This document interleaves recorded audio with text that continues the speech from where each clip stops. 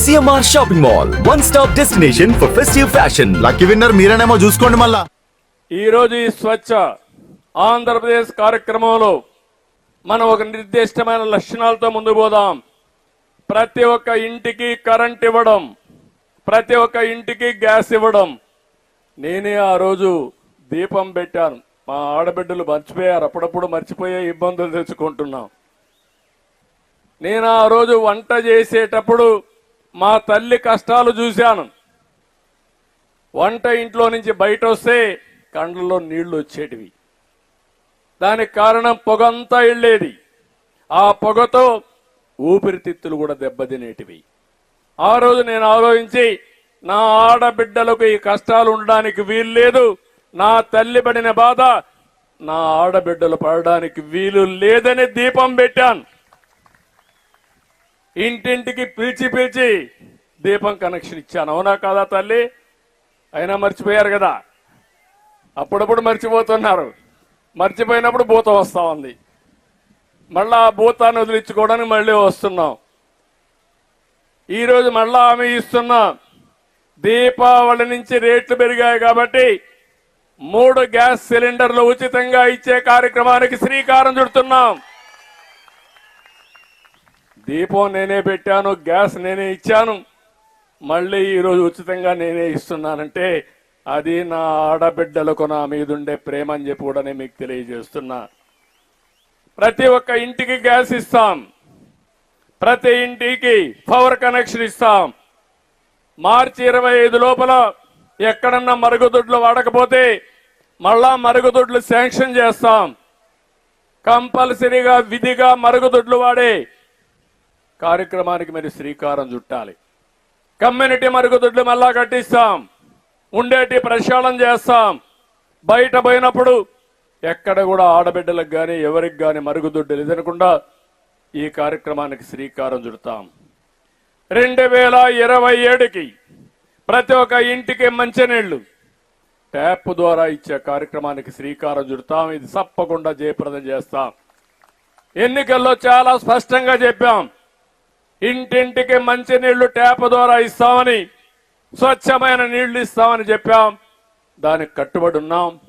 కనీసం ఈ ప్రభుత్వం Jal Jeevan mission government of India డబ్బులు ఇస్తే 5 ఏళ్ల నుంచి ₹1 వాడలేదు. వాళ్ళు ఇచ్చింది 45% గవర్నమెంట్ ఆఫ్ ఇండియా ఇచ్చారు. మనం ఒక 45% పెట్టుకొని 10% స్థానిక సంస్థలు కానీ బెనిఫిషరీస్ పెట్టుకోవాలంటే దాన్ని కూడా వాడకుండా నిర్వీర్యం చేశారు. ఆ కార్యక్రమం కానీ వచ్చుంటే అది కూడా ఏదో ఇక్కడ నీళ్లు లేని ప్రాంతంలో భూగర్భ జలాలు వాడి కాదు. కొన్ని భూగర్భ జలాలు బాగా ఉండవు.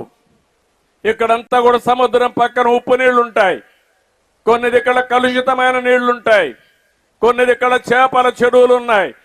ఆ నీళ్లు తాగడానికి పనికిరావు. అందుకని ఎక్కడైతే రిజర్వాయర్లు ఉన్నాయో అలాంటి రిజర్వాయర్ నుంచి నీళ్లు తెమ్మని చెప్పి స్కీమ్ ఇస్తే దీని ఆటకెక్కిచ్చారు. మళ్ళీ మొన్నే మా మిత్రుడు పవన్ కళ్యాణ్ గారు ఇప్పుడు ఆర్డబ్ల్యూఎస్ మంత్రిగా ఉన్నారు, పంచాయతీరాజ్ మినిస్టర్గా ఉన్నారు. మేము కూర్చొని ఒక స్పష్టమైన కార్యక్రమానికి శ్రీకారం చుట్టాం. మళ్ళీ డిపిఆర్లు తయారు చేస్తున్నాం. డిపిఆర్లు తయారు చేసి 3 సంవత్సరాల లోపల ప్రతి ఇంటికి మంచినీళ్ళు ఇచ్చే కార్యక్రమం, ట్యాప్ పెట్టే కార్యక్రమం మేము తీసుకుంటామని మీ అందరికీ హామీ ఇస్తున్నాం. పట్టణంలో కానీ పల్లెల్లో కానీ 2 చేస్తాం. ఇంటింటికి వచ్చి చెత్త సేకరించే కార్యక్రమం 100% తీసుకునే కార్యక్రమం చేస్తాం. ఇంకో పక్క 2025 నాటికి ప్రతి గ్రామంలో ఘన వ్యర్థాలన్నీ ప్రాసెసింగ్ యూనిట్లు పెడతాం. 29కంతా కూడా ఎక్కడికక్కడ వాటర్ ట్రీట్మెంట్ కోసం 100% చేస్తాం.